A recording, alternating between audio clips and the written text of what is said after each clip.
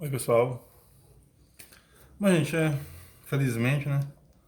As aulas voltaram e vai ter que voltar em regime domiciliar, tá? Então, é, como eu coloquei lá no Google Classroom, eu deixei lá as atividades para vocês fazerem. Uma eu vou deixar lá nos dois primeiros horários e agora resolvi gravar um vídeo para vocês nos dois últimos horários, tá? Sobre limites de funções reais. Bom, gente, aqui a ideia minha é que você. A ideia do curso em si, né? Nessa parte de limite de funções reais, é só mesmo para a gente poder falar de funções contínuas, tá? Claro, obviamente, né? Limite de funções reais é praticamente o que a gente vê lá no cálculo um, só que utilizando uma abordagem mais topológica, né? No caso, a definição ela tem uma certa mudança, né? Porque a gente na verdade, da maneira de escrita, né? Já que a gente entendeu, já estudou lá conjuntos abertos, fechados, e pontos de acumulação, conjunto discreto, conjuntos compactos e tal. Então a gente coloca isso nas nossas definições aqui também de limites de funções reais e também de funções contínuas, tá? Já porque a gente vai trabalhar com conjuntos que têm essas características, ou conjuntos que você consegue observar quem que é o seu conjunto, quem que é o seu conjunto derivado, quem são seus pontos de acumulação, quem são seus pontos interiores, por aí vai, né? O seu fecho, ok? Aquela parte da topologia na reta que a gente estudou, beleza? E por que é importante a gente falar isso, né? É importante falar isso que há certas representações na nossa definição, tá? E também na nossa representação geométrica também, tá? Quando você faz um desenho lá, dá pra gente utilizar essas ideias de conjuntos aí, né? De pontos de acumulação para resolver algum problema, tá? Então, a definição eu coloquei aqui, né, de limites de funções reais, já entendendo as partes lá de conjuntos de pontos interiores e tal, aquela parte da topologia na reta, né? Aí tá aqui a nossa definição de conjuntos reais e observe que a gente vai, na nossa definição, né, aparece o conjunto de todos os pontos de acumulação, tá? Que é a seguinte, né, a definição, né, de limites de funções reais, tá? Seja x um conjunto real, ou seja, um subconjunto da reta, né? Pode ser um intervalo, pode ser pedaços de pontos, né? União de intervalos, ou seja, um conjunto qualquer desde que ele esteja na reta real, tá? É, e um conjunto e uma função, né? Vamos pegando x, um conjunto dos reais, aqui, né? X é um conjunto dos reais, e vamos pegar uma função que tem o domínio x, né?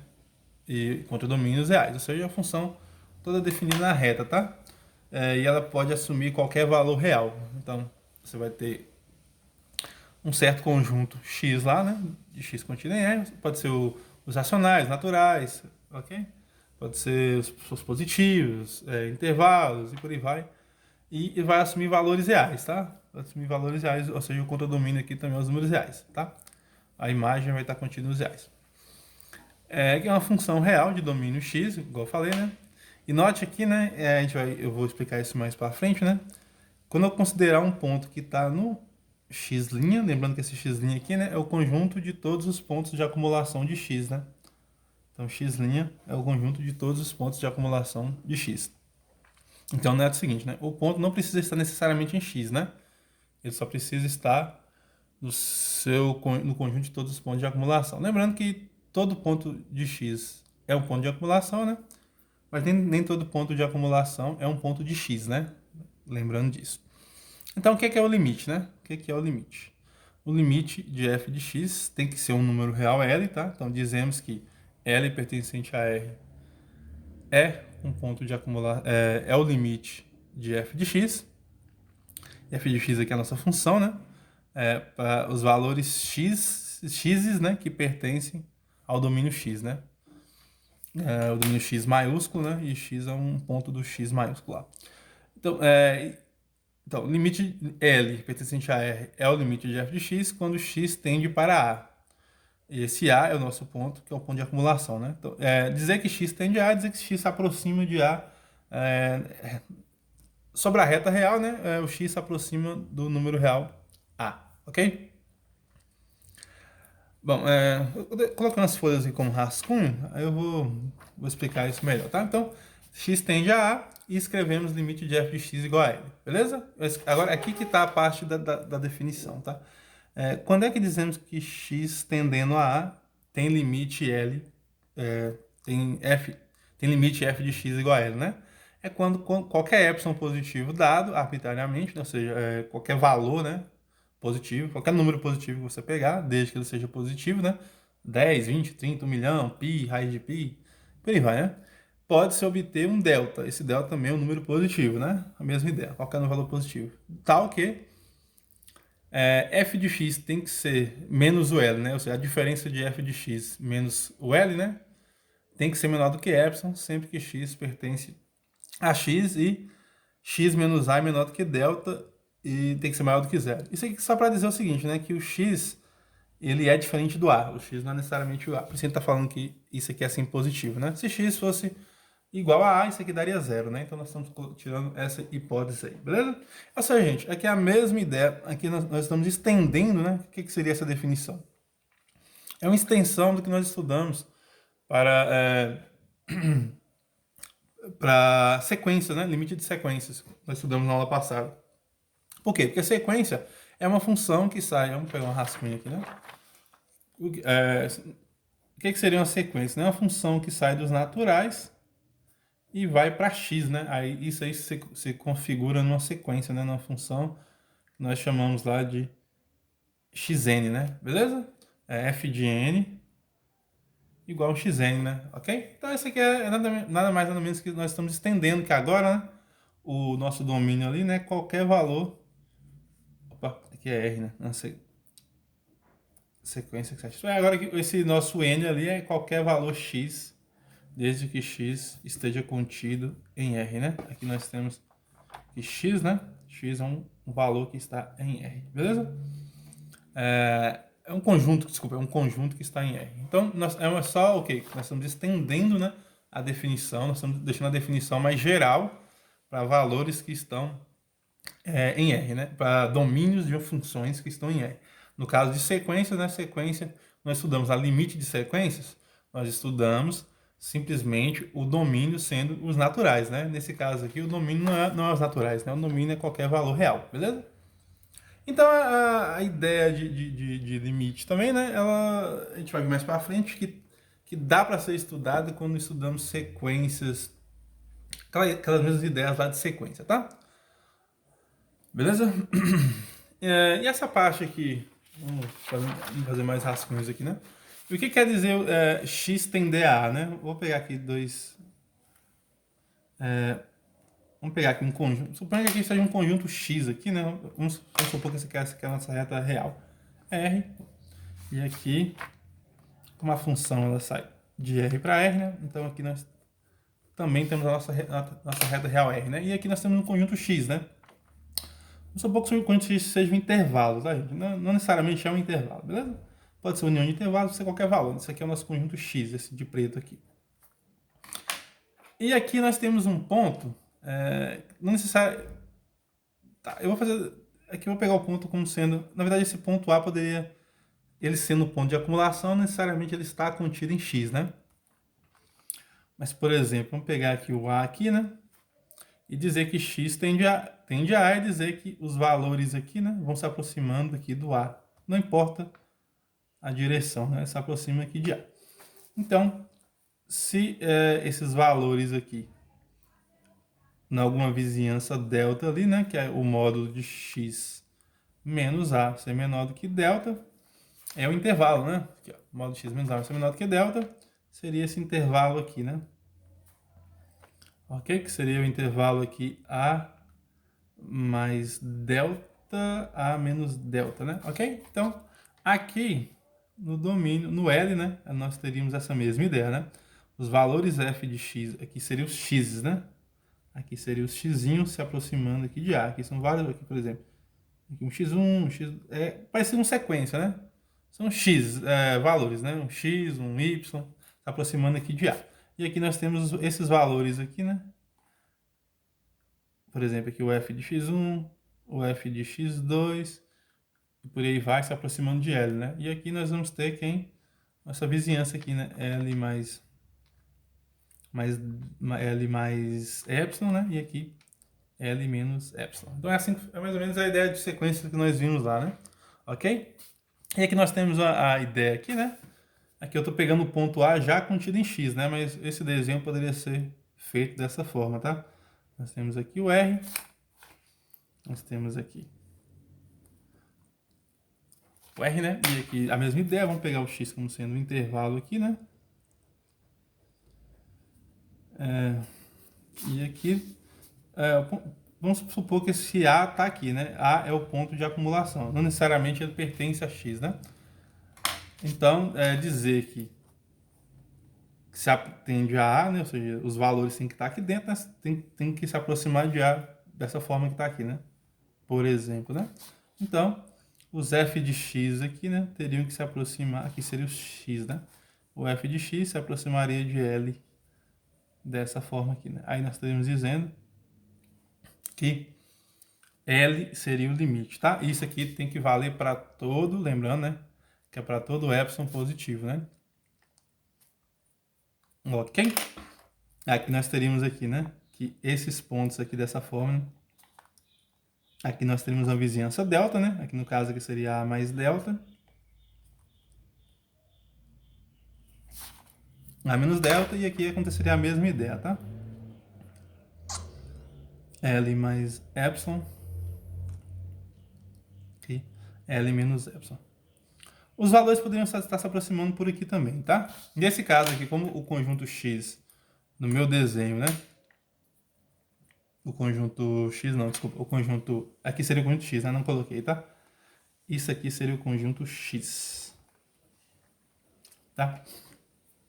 Nesse caso aqui, né? Os valores desse intervalo que eu ia considerar seriam só esses valores que estão aqui, né? Nessa posição aqui, né? E lembrando que tem que ser para todo o epsilon, tá? Então essa aí é a ideia de limites, né? O limite funciona dessa forma, né? Se x se aproxima de um ponto de acumulação, x não necessariamente... Desculpa.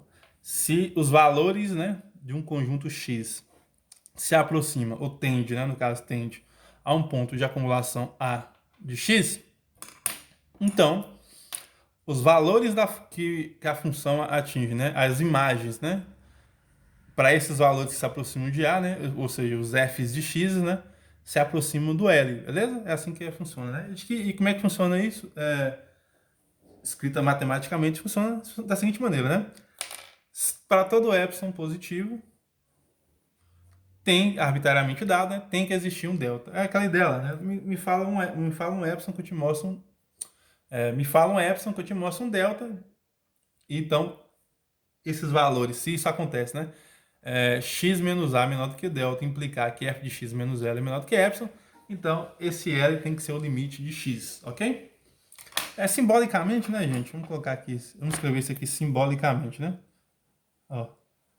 Ou, resumidamente, né, simbolicamente, nós podemos escrever assim, né, limite de f de x com x se aproximando de A é um valor L, se somente se, né?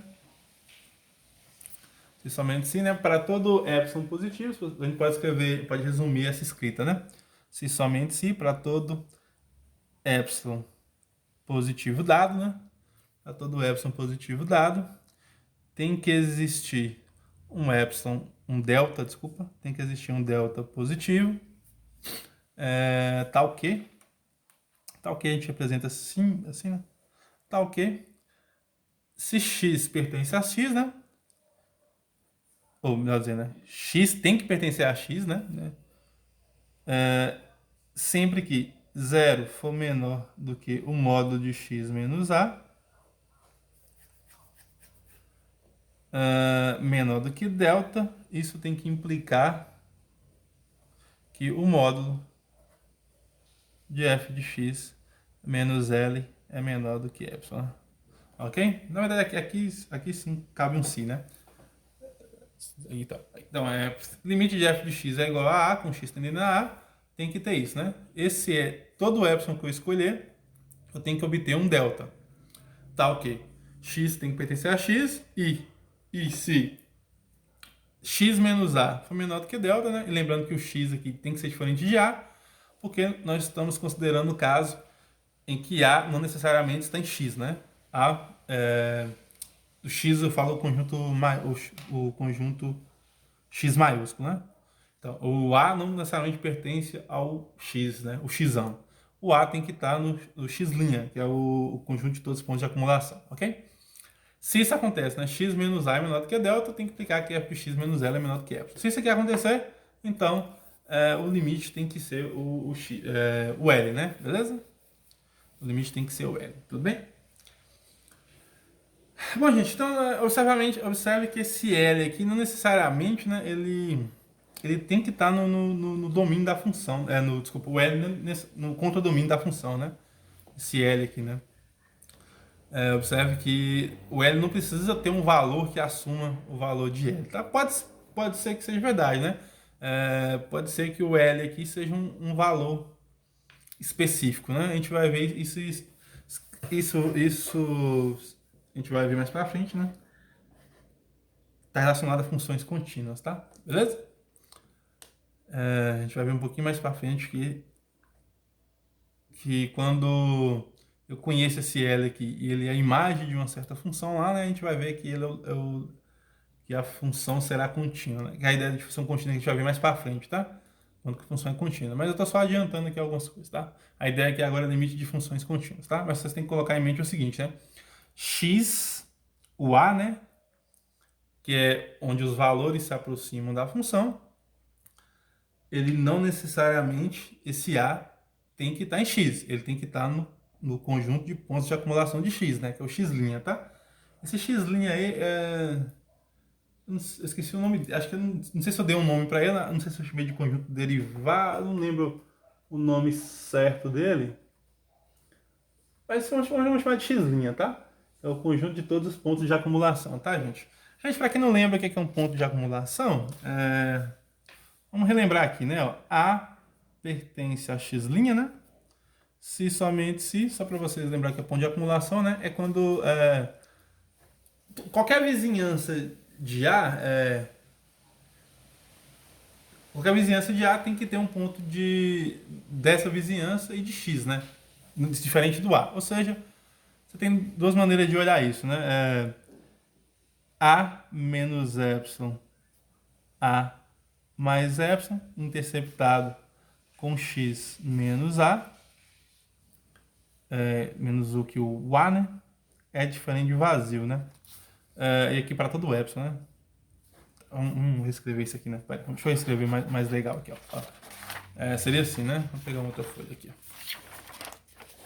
Então, lembra que é ponto de acumulação, né? A é ponto de acumulação de x, se somente se, né? Para todo epsilon positivo, dado, né? Todo epsilon positivo dado, a interseção, né? Para todo epsilon positivo dado, tem-se, né? Vou escrever assim, né? Tem-se que como é que era mesmo? Deixa eu lembrar aqui. Isso, ó, x menos a interceptado com intervalo a mais a menos epsilon. A mais epsilon tem que ser diferente de vazio, né?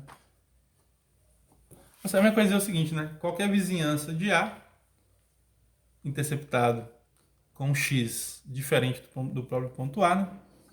Menos o ponto A, tem que ser diferente de vazio, né? Ok? Lembrando que esse A aqui, né, pode estar em x ou não, né? Isso quer dizer aqui, né? Se o A não tiver em x, né? X menos A aqui não vai fazer muita diferença, não, tá? Mas o que é importante é o seguinte, né? É que qualquer vizinhança, ou seja, lembrando o que é uma vizinhança, né? A vizinhança de A é quando A é ponto interior de um conjunto, né? Isso quer dizer que é uma vizinhança, né? Nesse caso aqui, você pode abreviar da seguinte maneira, né? O intervalo centrado em A, né? De raio epsilon aqui, interceptado com x menos o A, diferente de vazio, configura que A é ponto de acumulação de x, tá? Beleza? Ou seja, A pertence ao x'. Tudo bem? Beleza?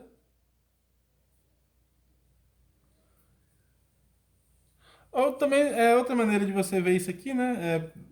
Seria a maneira mais rápida, né? É você olhar da seguinte maneira, né? Que A tem que estar no fecho desse conjunto, né? Ou seja, se A pertence ao fecho do conjunto x menos A, né? Então A é ponto de acumulação, é a mesma coisa que está escrito ali, né? A gente prova isso daqui, né? Beleza? Só para lembrar o que é ponto de acumulação. Quer simplesmente dizer o seguinte, né? Que A não necessariamente precisa estar em x, né? Mas como o A é ponto de acumulação de x, né? Então quer dizer que todos os valores, né? Que infinidade de valores de x são muito próximos de A, né? Ou seja, ok? Ou alguma coisa dizer que A vai ser o limite de uma sequência ali, né? A é o limite de uma sequência de todos os pontos estando em x, né? A gente viu isso lá, né? A é o limite de sequência de todos os pontos em x, beleza? Por isso que estudar aqui, nós estudarmos aqui pontos de acumulação, né? Não é muito diferente, desculpa, nós estudarmos aqui limites de funções reais, não é tão diferente de estudarmos limite de funções, limite de sequências, né? Beleza? A gente vai ver isso mais para frente através de um teoremazinho, tudo bem? Então, gente, eu falei muito aqui sobre essa definição aqui, tá? É porque a ideia em si não é desenvolver tanto essa parte aqui. Eu quero mais chegar em funções contínuas, tá? Beleza? Deixa eu ver mais o que eu preparei para vocês aqui. Eu vou deixar para dar uns exemplos mais para frente, tá? Eu quero que vocês leiam um pouquinho mais, tá? Bom, gente,